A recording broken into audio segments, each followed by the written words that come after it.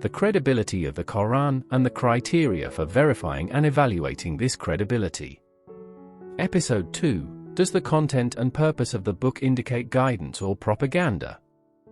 This episode examines whether the Quran serves as guidance or propaganda by analyzing its content and methodology. The Quran frequently declares itself as a guidance for the righteous and guidance for the people, emphasizing God's love for those who obey Him and His Messenger, establish prayer, give alms, and avoid immoralities and major sins. This portrays God as the all-knowing and wise, providing guidance and commands. The Quran describes most Muslims and disbelievers as not comprehending properly, likening them to cattle, donkeys, and being deaf, dumb, and blind to emphasize their lack of understanding. There are many examples of the details of guidance in the Quran. Here are some examples.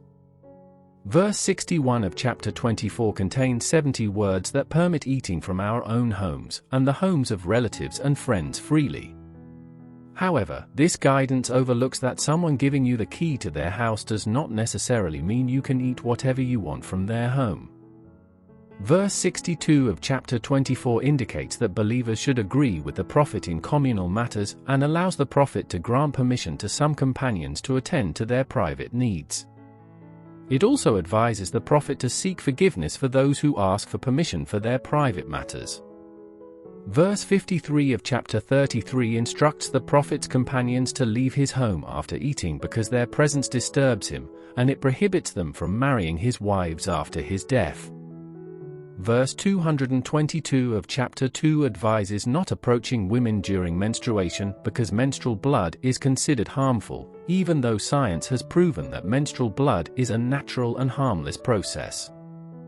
Verse 7 of chapter 13 claims that every nation has a guide, but there is no scientific or objective evidence to support this. Verse 52 of chapter 42 states that Muhammad guiding is the straight path, although the majority of people do not agree with this assertion.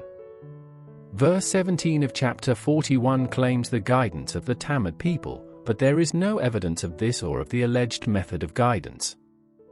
Verse 2 of chapter 2 asserts that the Quran is guidance for the righteous without providing evidence for this claim.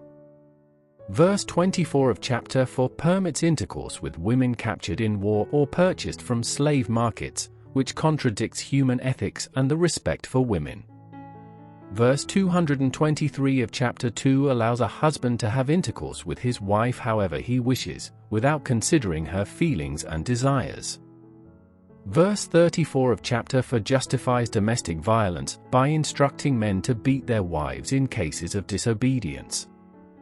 Verse 56 of chapter 28 and verse 25 of chapter 10 state that guidance is solely God's responsibility, negating the need for prophets and messengers.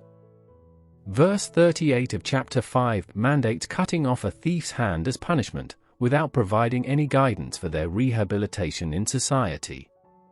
Verse 50 of chapter 33 guides the Prophet to marry women who have received their dowries and his cousins, despite the potential issues with marrying close relatives.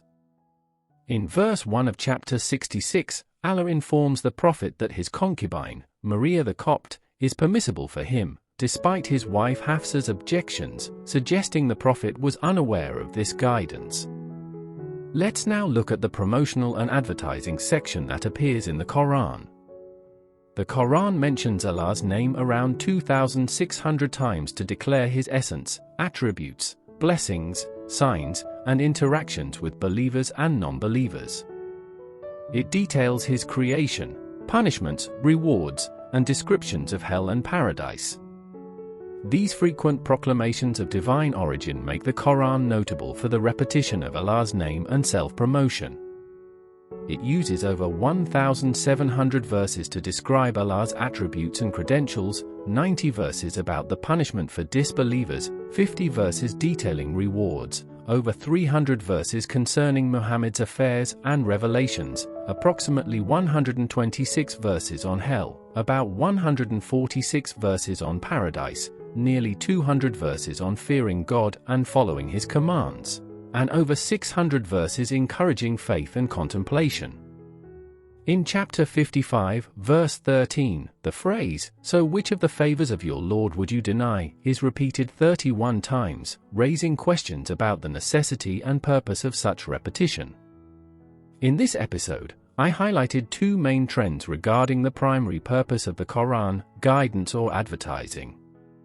It is evident that the advertising aspect is much more prominent than the guidance, which should help you reach a final conclusion on whether the Quran is a book of guidance or propaganda.